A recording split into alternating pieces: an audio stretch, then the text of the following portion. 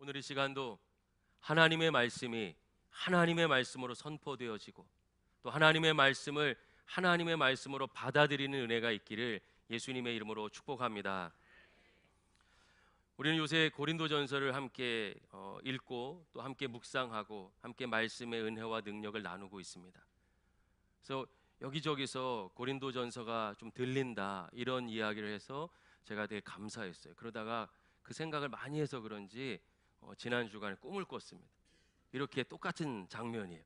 제가 올라와서 설교를 하면서 야, 성도들에게 고린도전서가 들리나 보다 막 신나가지고, 여러분 요즘 우리가 무슨 성경을 함께 읽고 설교로 나누는지 아시죠? 했더니 저쪽에서 네, 창세기요 그러시죠.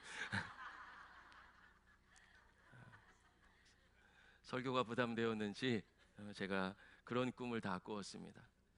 성경을 하나 정해놓고 읽어 나가면 여러분 감사한 일도 있지만, 오늘 추수감사주일인데 본문의 내용이 뭐냐면 성도의 다툼과 또 세상 법정에 고발하지 말아라 라는 내용이 추수감사주일에. 근데 왜 우리가 이렇게 진행을 합니까? 하나님의 말씀을 내가 선택해서 붙잡는 것이 아니라 오늘 이 시간 내게 주시는 말씀이면 그 어떤 말씀이라도 받아들이겠다는 영적인 훈련을 하는 거예요. 이렇게 설교를 준비해 보니까 저부터 힘들더라고요. 저부터, 목회자부터 하나님은 내가 너에게 주는 말씀을 먹어라 이야기하고 계시고, 우리 신세계 공동체 모두가 그렇게 하나님의 말씀을 하나님의 말씀으로 받아들일 때 반드시 삶의 은혜와 능력을 경험하게 될 줄로 믿습니다. 오늘 추수감사주일 하나님께서 우리에게 주시는 본문은요, 고린도전서 6장의 말씀입니다.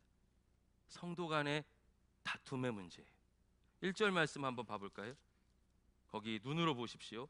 너희 중에 되어 있고, 또 누가 다른 이와, 너희 중에 누가 다른 이와, 이게 뭐냐면 너희도 다른 이도 다 한 교회 안에 있는 고린도 교회 성도들을 말하는 것이. 더불어 다툼이 있었대요. 싸웠나 봐요. 분쟁과 갈등이 있었어요. 우리도 그렇잖아요. 교회가 영광된 자리이고 거룩한 자리이지만 서로 간의 갈등이나 마찰들, 상처와 싸움이 있기도 합니다. 그런데 그것을 가지고 어디로 갔습니까? 끝까지 싸우다가 해결이 안 되니까. 우리도 그렇잖아요. 내가 옳은데 저 사람이 틀린데 왜 끝까지 인정을 안 하는 거야? 어디 한번 가보자 하다가 교회 안에서는 도저히 누구도 뜯어 말릴 수 없으니까 어디까지 간 거예요? 법원까지 간 거예요. 이게 고린도 교회의 상태입니다. 그런데 여러분, 이 시대의 법원은 사람들이 제일 많이 모이는 광장에 있었어요. 그럼 세상은요? 거룩한 공동체라고 하는 교인이, 교회가 자기들의 문제를 해결하지 못해서 싸우면서 광장에 나온 모습을 본 거예요. 목회하는 가운데 처음에 제가 군에 다녀와서 제대한 후에 처음 갔던 교회에 있었습니다. 대학교 4학년 때 교육전도사였어요. 그리고 또 그 만남 때문에 하나님께서 청년 사역에 대한 비전을 주시기도 하셨어요. 근데 그 교회에서 큰 아픔을 겪기도 했습니다. 뭐냐면 부활주일이었는데요, 갑자기 교인들이 두 파로 나눠져서 싸움이 일어난 거예요. 목사님을 끌어내리기도 하고 올라가셔야 된다고 하기도 하고, 이렇게 우리처럼 4분단이 있었는데 갑자기 무협 영화 보는 줄 알았어요. 성도들이 확 일어나더니 의자를 받고 막 날라다니시. 근데 그 교회가 언덕 위에 있었는데 언덕 밑으로 다 빌라들이었어요. 다세대 주택. 교회에 엄청난 소란이 일어나니까 그 당시 대학교 4학년이었던 아주 초보 교육전도사의 눈에 세상 사람들이 창문으로 끌끌끌끌 혀를 차면서 보는 그 모습이 각인되어 버린 거예요.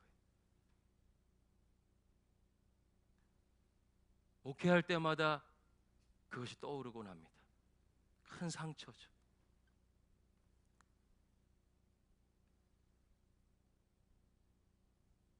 사실 어쩌면 오늘날도 한국 교회는 크게 크게 다르지 않은 것 같아요.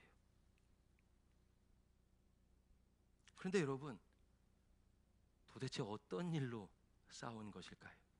그 교회도 깊이 들어가 보면 서로 좀 안 맞는 데서부터 시작됐어요. 그 작은 일이 어마어마하게 큰 일이 되어서 그 시기에 친구였던 아이들은 부모님들이 두 교회로 갈라지면서 갑자기 어떻게 됐어요? 한 주 만에 서로 다른 교회를 다니고 부모님 때문에 원수가 되었습니다. 그럼 그 아이들이 교회 나올까요?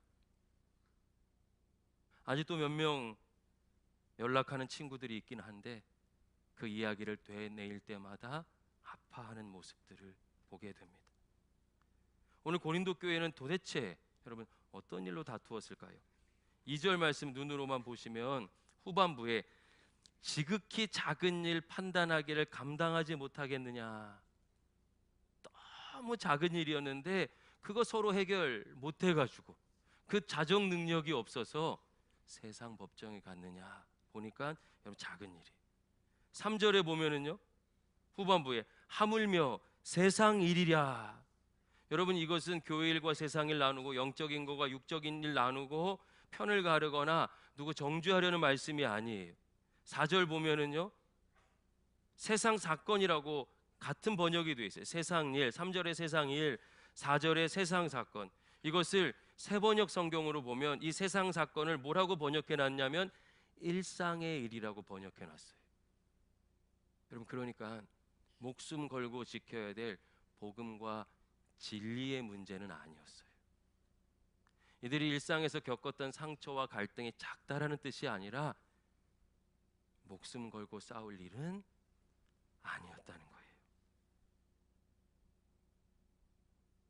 여러분 그래서 이 고린도전서 6장을 읽어보면 바울의 큰 화가 느껴집니다. 6장 1절 말씀을 보면 가운데쯤에 구태여라고 되어 있어요. 여러분 1절 말씀을 같이 한번 읽어볼까요? 시작. 너희 중에 누가 다른 이와 더불어 다툼이 있는데 구태여 불의한 자들 앞에서 고발하고 성도 앞에서 하지 아니하느냐. 여러분 여기서 구태여라는 헬라어는요 구태여로 번역하면은 느낌이 잘 안 오는데 또 다른 번역의 가능성의 단어가 뭐냐면 감히예요. 감히. 이걸 제가 이야기하면 사도 바울이 이 영적인 자존심이 상해서 교회의 거룩함이 훼손되는 것에 분노해서 이렇게 외치고 있는 거예요. 여러분 중에 누가 감히 성도 간에 생긴 문제를 아직 거듭나지 못한 세상의 불의한 사람들의 재판에 맡겨서 교회에 누를 끼치고 있단 말입니까? 1절은 이런 의미예요. 이거는 세상에게 우리의 모습을 감춰야 된다는 뜻이 아니라 성도의 정체성을 말하는 것입니다. 성도는 세상을 심판할 사람들인데 천사까지도 판단하게 될 영적으로 거룩한 존재인데 교회 안에 작은 일 하나 해결하지 못해서 그런 존귀한 존재들이 자기의 정체성을 잃어버리고 세상에 나가서 재판받는다고 하니 여러분은 부끄럽지 않습니까? 묻는 것이. 우리는 성도를 그냥 성도 하니까 집사 밑에 성도로 생각하죠. 성도는 뭡니까? 영어로 하면 세인트예요. 성인. 여러분 성인이란 뜻이 거룩한 사람. 실제로 성경은요 예수 그리스도의 재림 때에 주님과 함께 세상을 심판하고 왕노릇하게 될 영광스러운 존재들이 바로 성도라고 우리라고 이야기하고 있어요. 예수 믿고 구원받은 사람들이 이렇게 위대하고 영광스러운 존재라고 성경은 분명하게 선포하고 있습니다. 그런데 성도들이 자기가 그렇게 존귀한 존재인지를 모르고 정체성을 모르고 세상 법정에 송사한다는 것이 말이 됩니까? 통탄할 일이라는 거예요. 교회를 감추자는 뜻이 아니에요. 여러분 여기 또 중요한 개념이 들어 있습니다. 우리가 오늘 구원받았다는 것은요 여러분 하나님께서 우리를 구원하셨다는 것은 구원 말고 또 뭐가 있을까요? 심판이 있다는 거예요. 동전의 양면입니다. 우리가 죽어서 천국 가는 것, 거기에 멈추는 것이 아니고, 예수님께서 재림하셔서 재림할 때 그때 구원받는 것이 아니고, 오늘 우리가 예수 그리스도를 나의 구원자요 주인으로 믿고 영접하면, 고백하면 우리 안에 성령님 오시고 오늘부터, 지금부터 영원까지 우리는 구원의 백성이 되는 줄로 믿습니다. 거듭나는 거예요. 지금부터 구원받은 거예요. 그러면 구원받은 사람이 있다면 지금 이 순간에 심판받는 사람도 있는 거예요. 예수님 다시 오실 때 분명하게 알곡과 쭉정이를 갈라 심판하시겠지만, 지금 구원이 있다면 동시에 심판도 있는 거예요. 여러분, 이 눈으로 바라보면 우리는 거듭나고 구원받은 백성인데, 아직 구원받지 못하고 심판받는 저들에게 어떻게 우리가 재판을 맡길 수 있느냐는 거예요. 이건 굉장히 깊은 영적인 이야기입니다. 어쩌면 오늘날의 교회의 성도들은 세상의 법정이 교회보다 훨씬 더 권위가 있다고 생각할 수 있어요. 그러나 성경의 이야기는, 하나님의 이야기는 다릅니다. 우리가 성도예요. 세상 법정은 경히 여길, 가볍게 여길, 아무것도 아니라고 여길 존재라는 거예요. 교회는 그렇게 영광스럽고 거룩한 존재라는 것입니다. 그런데 어떻게 그런 성도들이 믿음으로, 예수님을 닮아서 사랑으로 성도 간의 문제를 해결하지 못하고, 결국 그걸 끝까지 이겨내려고 세상의 법정에 가서 옳고 그름을 나누느냐, 통탄하며 아파하며 전하는 것이죠. 사랑하는 여러분, 오늘 내가 아직 부족할지라도요, 성경이 선언하고 있는 성도의 삶의 내용은 이렇게 놀라운 수준의 것입니다. 이 시대는 교회라고 오히려 더 함부로 하고 내 마음대로 하지만, 이렇게 함부로 하고 내 마음대로 하는 시대에 오늘 교회의 정체성을 말하는 성경의 말씀의 무게는요, 결코 작지 않습니다. 주석을 보면 이들의 문제는, 이런 유의 법정의 문제는, 힘 있는 사람이, 돈 있는 사람이, 유력한 사람이, 높은 직분을 가지고 있다고 생각하는 사람이 연약하고 없어 보이고 직분 없고 이제 교회 온 지 얼마 되지 않거나 누구와 친하지 않은 사람들을 힘으로 누르기 위해서 세상 법정에 고발한 것이라고 말합니다. 여러분, 자기 힘 가지고, 내가 이 교회 더 오래 다녔으니까, 내가 이 교회에서 헌금 많이 하니까, 직분을 가지고 있으니까, 아니 이제 온 지도 얼마 안 되거나 젊은 사람이 어떻게 나한테 이렇게 할 수 있어? 막 이야기를 했는데도 안 들으니까, 해소가 안 되니까 결국 너 한번 당해봐라, 법정에 가서 해보자. 로마가 천년을 이어오는 동안 여러분, 굉장히 법질서가 명확했기 때문에 이어져 왔지만, 말미에는요, 돈을 주어서 법의 결과를 달리하게 되는 아주 심각한 타락이 일어났었어요. 그런 시대인 거예요. 내가 힘으로 결국 내가 옳다는 거 증명한다. 너 어디 한번 혼나봐라. 사도 바울은 이것을 보면서 어떻게 느낀 것입니까? 아니, 어떻게 교회에 세상 모습이 똑같이 들어와서 세상 사람들처럼 힘으로 누를 수가 있지? 어떻게 세상에서 가장 가치 있다고 하는 권력이나 물질이 교회 안에서도 가장 가치 있는 것이 될 수 있습니까? 우리는 다릅니다. 우리는 세상 나라를 살아가는 사람이 아니라 하나님의 나라를 살아가는 사람인데, 어떻게 교회 안에 이런 이야기가 들릴 수 있습니까? 통탄하면서, 아파하면서, 고통스러워하면서, 영적으로 자존심 상해하면서, 교회가 훼손되는 것에 분노하면서, 여러분, 오늘 하나님의 마음을 전하고 있는 것이, 이렇게 전하는 이유가 나옵니다. 5절 말씀 보면은요, 바울의 솔직한 심정이죠. 고린도 교회 성도들을 부끄럽게 하려고 다른 것이 아니라 말씀의 기준을 전하는 것이. 고린도 교회는 자신들의 신앙을 자랑했던 사람들입니다. 그런데 사도 바울은 그들을 부끄럽게 하고 있어요. 지금 여러분이 얼마나 영적으로 연약해지고 성장하지 못하고 어린아이의 모습이고 미성숙의 모습이고 초라한 죄를 보십시오.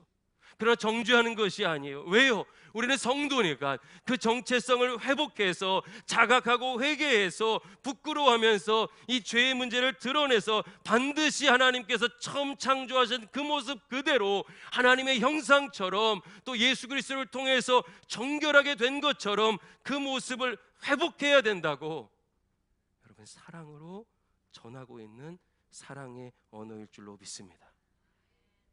여러분 그렇게 보면서 이어지면서요 7절 말씀 한번 같이 볼까요? 같이 읽어보겠습니다. 시작. 너희가 피차 고발함으로 너희 가운데 이미 뚜렷한 허물이 있나니 차라리 불의를 당하는 것이 낫지 아니하며 차라리 속는 것이 낫지 아니하냐. 8절 연속 읽을게요. 너희는 불의를 행하고 속이는구나. 그는 너희 형제로다. 아멘. 여러분 조금 더 쉽게 이해하실 수 있도록 제가 세번역 성경으로 한번 읽어볼게요. 7절. 여러분이 서로 소송을 제기하는 것부터가 벌써 여러분의 실패를 뜻합니다. 교회답지 못하다는 거예요. 성도다움을 잃어버렸다는 거예요. 그러면 이야기하죠. 왜 차라리 불의를 당해주지 못합니까? 왜 차라리 속아주지 못합니까? 생명 걸고 지켜야 될 진리의 문제가 아닌데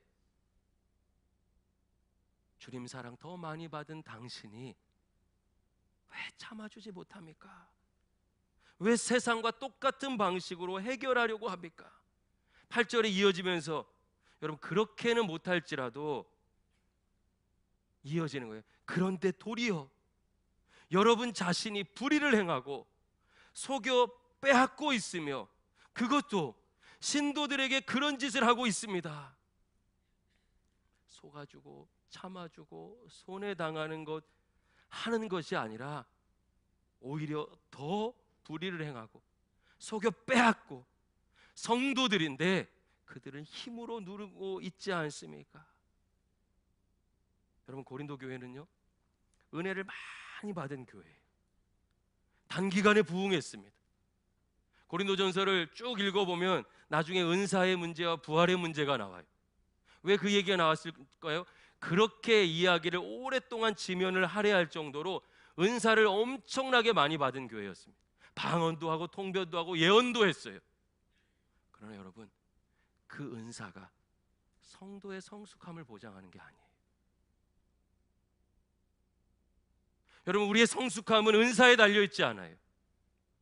고린도 교회는 그렇게 은혜도 많이 받고 은사도 많이 받고 능력도 있었는데 성도의 문제를 해결할 수 있는 자정 능력이 없었어요. 왜요?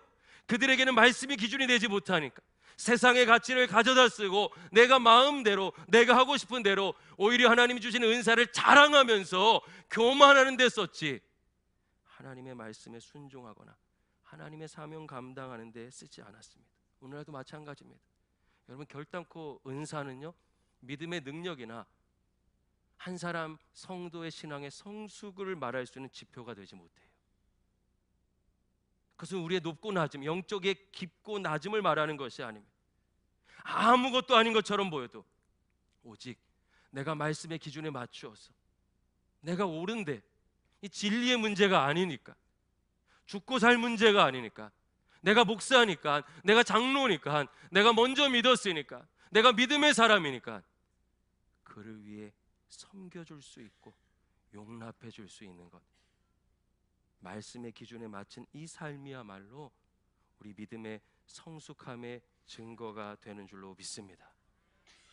그러면서 말씀이 9절에요 무서운 이야기로 흘러갑니다.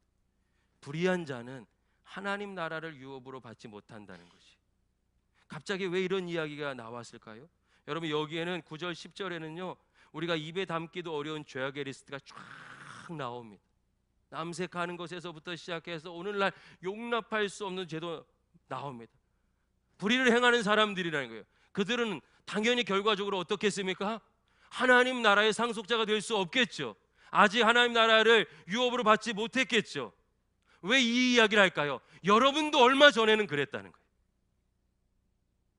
고린도 교회 성도들을 향해서 여러분 남색하지 않았을지라도 동성연애하지 않았을지라도 하나님 앞에 작은 죄가 없는데 죄가 있다면 어느 누구도 거듭나지 못하고 구원받은 백성이 될 수 없습니다.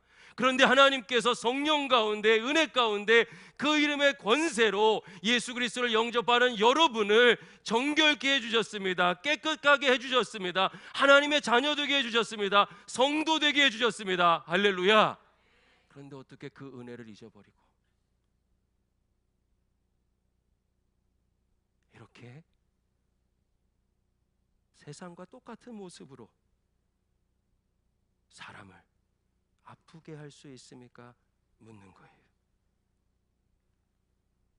여러분, 우리는 큰 은혜를 받은 사람들입니다. 우리 주님이 죽기까지 낮아지고 손해보고 찢기며 결국 우리를 살려내셨습니다. 그러니 우리는요 이제 세상과 다른 존재예요. 난 이 땅에 살아가지만 하나님 나라를 살아가는 하나님 나라의 시민권을 가진 하나님의 백성인 줄로 믿습니다. 그러니 이전과 똑같은 방식으로 살 수는 없는 것이, 법이 다릅니다. 기준이 다른 것이 하나님 나라의 법으로 살아야 할 존재입니다. 그런데 어떻게 여러분은 고린도 교회 향해서 여러분은 하나님 나라의 상속자가 아닌 것처럼 이렇게 살아갑니까?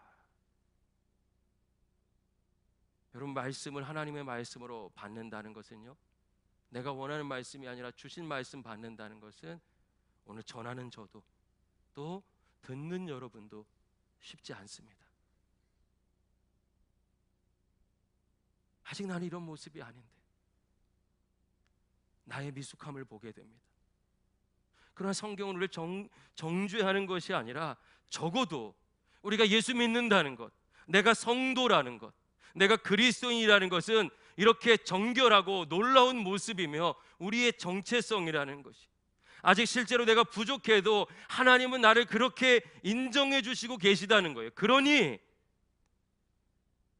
세상과 같은 방법으로는 살 수 없다고. 정죄를 위해서가 아니라 우리의 믿음을 위해서 하나님의 말씀의 기준을 가르쳐 주시는 것이, 오늘 말씀은요 단순히 세상 법정에 고발하지 말라는 적용의 내용이 아닙니다. 저는 말씀을 묵상하고 꼭 적용해야 된다고 이야기하고 우리 교회가 적용이 깊어지기를 바라고 있지만, 적용이 가지고 있는 가장 큰 한계는요 뭐예요? 그것만 하면 내가 깨끗하다고 생각하는 거예요.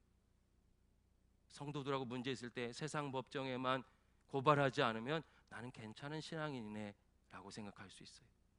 내가 큐티만 하면 난 괜찮은 신앙인이네. 성경은요 그런 식의 적용으로 접근하는 것이 아니라 원리와 가치를 말하는 거예요. 왜 세상 법정에 송사하지 말아야 되는지, 그건 바로 우리가 성도이기 때문입니다. 내가 거룩한 백성이기 때문에, 내가 하나님의 자녀이기 때문에, 연약해도 부족해도 하나님은 나를 성도라 부르시기 때문에 우리는 그 말씀의 기준을 따라 살아가려는 반걸음이라도 옮겨야 될 줄로 믿습니다. 여러분, 사실 이 말씀을 준비하면서요 계속 하나님께 물었어요. 하나님, 2018년도 우리 교회가 정한 추수감사주일인데 왜 이 말씀을 우리에게 주십니까? 한 주간 내내 여러분 이 말씀을 왜 주시는지 감당할 수 없어서 어려웠어요.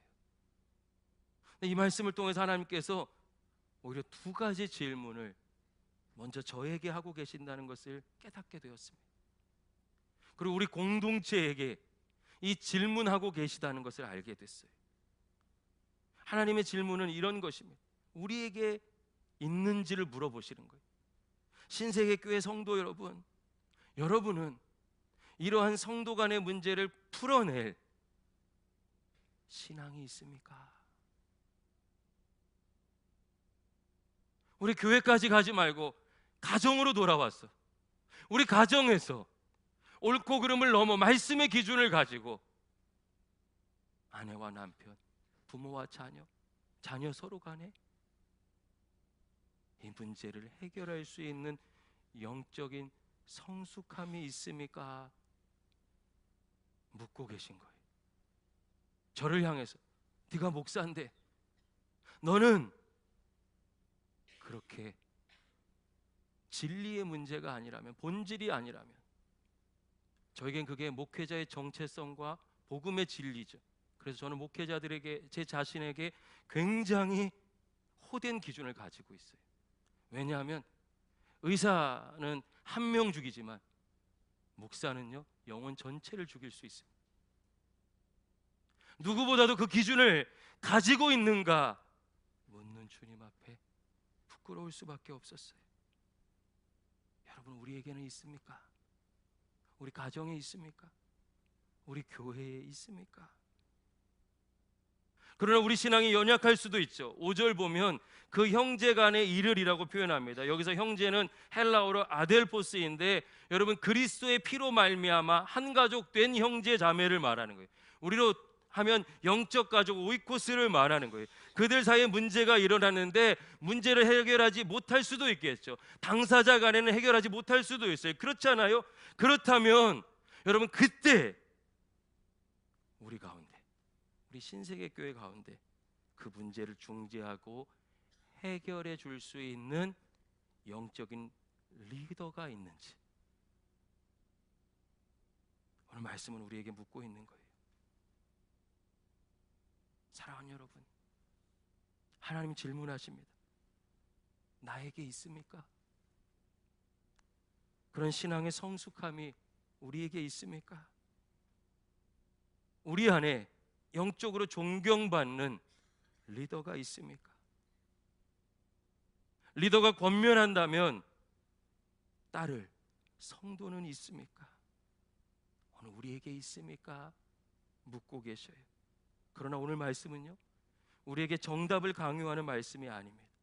오히려 이 말씀의 기준 앞에 서서 질문을 던지셔서 우리 스스로가, 각 사람이 깊이 묵상하며 내게 원하시는 하나님의 마음을 받아내기를 하나님께서 원하고 계신 줄로 믿습니다. 여러분, 교회 안의 문제를 성도가 어떻게 풀어내는지를요, 세상이 보고 있어요. 우리가 가정에서 이 부부간의 문제를 어떻게 해결해내는지 여러분, 세상이 보고 있어요. 우리를 비난하기 위해서가 아니라 교회만큼은, 아직까지 교회만큼은 대안이 되어주기를 바라기 때문이에요. 세상에 실패하고 넘어지고 있기 때문에, 절망하고 있기 때문에, 정말 가정은 안 되는 건가? 부부 문제를 해결할 수 없는 것인가? 성도 간에 문제가 있다면 세상 법정에 가서 싸울 수밖에 없는 것인가? 이 질문에 세상에 답도 찾지 못하고 모델도 보지 못했기 때문에 교회를 향해서 묻고 있는 거예요. 교회가 어떻게 풀어나가고 있는가 보고 있는 거예요. 저는 이 시대의 진정한 영혼 살리는 일은 직접 다가가 복음도 전하고 유창하게 복음을 말하고 예수 믿으셔야 됩니다 말하는 것도 되지만, 이런 연약함 가운데, 아픔 가운데, 절망 가운데 있는 세상을 감동시키고, 여전히 믿음의 사람들이 교회가 모델 될 수 있다는 것을 보여주시는 것이야말로 이 시대와 영혼을 변화시키시는 하나님의 계획이라고 믿습니다. 2018년 추수감사주일, 왜 이 말씀을 주셨을까요? 받은 것에 기뻐하며 감사를 말하는 신앙 넘어 이제 우리가 이런 성숙함의 열매를 맺는 열매가 되기를 원하고 계신 것은 아닐까요? 어리다는 생각에 멈추는 것이 아니라 이제 내가 그런 성숙한 성도요, 성숙한 공동체, 성숙한 리더라는 열매 되기를 하나님께서 기대하고 계신 것은 아닐까요? 여러분, 우리가 이 열매 맺게 될 수 있기를 예수님의 이름으로 소망합니다. 주중에 한 집사님에게 이야기를 들었는데 제가 좀 많이 감사했어요. 신갈 오거리 쪽에 가면 상미라는 동네가 있잖아요. 그 동네에 어떤 식당에 들어가셨대요. 식당에 들어가서 식사를 하시면서 동료들과 함께 얘기하다가 교회 얘기가 나왔나 봐요. 그래서 신세계교회 우리 교회 이야기를 하니까 식당에 주인 할머니신지 일하시는 할머니신지 오셔가지고 그 할머님들 사투리 있잖아요. 당신 그런 거를 집이 그러잖아요. 집이 신세계교회 다녀 그러시더래요. 그래서 네, 왜 그러신데요? 아유, 집이 다니는 신세계교회 참 좋은 교회지 그러시더래요. 깜짝 놀라셨는데 이야기를 다 듣고 보니까 작년에 우리 2017년 추수감사 지역 선교 때 우리의 섬김을 받으셨던 가정의 할머니신가 봐요. 그 집이 곰팡이가 그렇게 심했대요. 그래서 할아버지가 호흡기 쪽에 굉장히 어려움이 있으셨나 봐요. 늘 아프셨대요. 근데 우리 집사님들 남자분 여자분들이 권사님들이 가셔가지고 막 손으로 긁어내고 정말 어떻게 자식이 저렇게 할 수 있을까 할 정도로 깨끗이 긁어내고 뭐를 붙였는지 모르겠어요. 제가 그 집에 가보질 않아가지고 누구신지도 모르겠어요. 여러분 찾지 마세요. 그걸 붙여주고 1년이 지나는데 할아버지가 한 번도 아프신 적이 없대요. 그러면서 하시는 말씀이 신세계교회라고 해서 신천지인 줄 알았는데 그래서 안 받으려고 했는데 아유 신천지가 아니라 진짜 신세계네, 신세계교회네 그러시면서 식당 밥 먹고 나가시는데 돈을 안 받으시려고 하셨다고. 내가 어떻게 받아? 내가 받으면 안 되지 그러셨다는 거예요. 나만 바라보라고 하는 시대에 부족하지만 우리가 주님 바라보며 반걸음 옮기면 세상에 여전히 믿음의 공동체가 가능하다는 것, 예수 그리스도의 사랑이 가능하다는 것이 나눠질 것이고, 우리 안에 문제가 생겼을 때 여러분 우리가 예수 그리스도를 닮아 이 문제를 해결해내고, 우리 장로님들이, 우리 목사님들이, 우리 권사님들이 아유 나 이름만 목사야 장로야 피하는 것이 아니라 하나님 주신 사명 보면서 존경받는 리더가 되어서 한마디 하면 해결할 수 있는 어른이 된다면 세상은 반드시 우리를 찾아와 그 이유를 물어볼 것이고, 세상에 경험하지 못했던 그 놀라운 은혜의 모습을 보면서 그들도 예수 그리스도가 나의 구원자요 주인이라고 고백하게 되는 날이 반드시 오게 될 줄로 믿습니다. 이제 말씀을 마무리하겠습니다. 여러분, 영적 성숙과 세상에서 찾아볼 수 없는 존경받는 리더십, 그 아름다운 열매를 추수하는 교회가 되기를 소망합니다. 세상의 방식이 아니라 하나님의 나라의 방식으로 다루어내는 영적인 성숙이라는 열매를 성령의 9가지 열매처럼 우리 인격과 삶의 변화라는 하나님 기뻐하시는 열매를 맺어서 하나님께는 영광이 되고 나 자신에겐 유익이 되며 세상을 향해서는 거룩한 영향력을 발휘하는 믿음의 가족 될 수 있기를 우리 주 예수 그리스도의 이름으로 간절히 축원합니다. 할렐루야. 기도하겠습니다.